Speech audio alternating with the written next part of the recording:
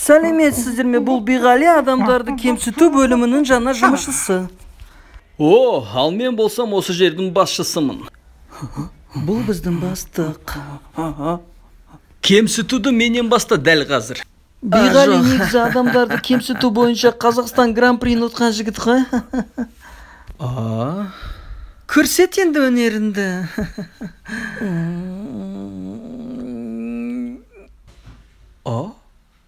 Айт енді. Жарайды, сен бар ғой осырақ шалсың, былғары орындықта отырып алып, миды жегеннен басқа түк білмейсің, шошқадан туған парақор доныс. Былайша айтқанда.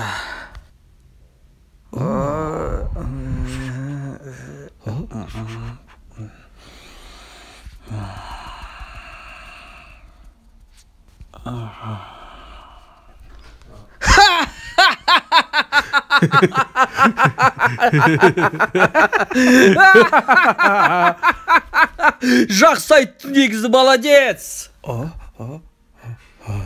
Сен сияқты кадрдың келгеніне қуаныштым. Енді мына Аман Тұрғынбаевичті кемсітіп жіберші. Аман кәрі қарға. Кәрі көтінен геморрой шыққан Кощей бессмертный. Сен неге күлесің? Қарттарды құрметтеу керек, сасық қарттарды. Ал сен немене дырылдап жатсың, қасқабас?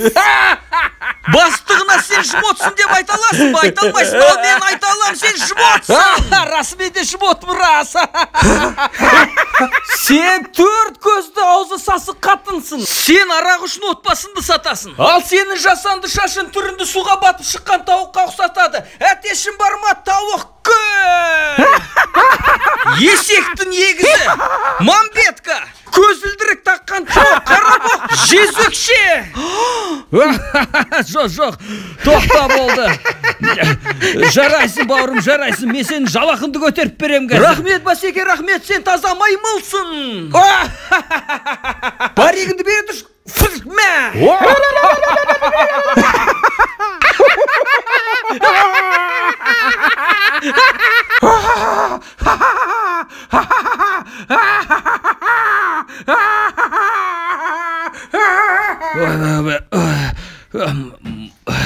Мына жігіт алысқа баратын жігіт, таланты бар жігіт екен.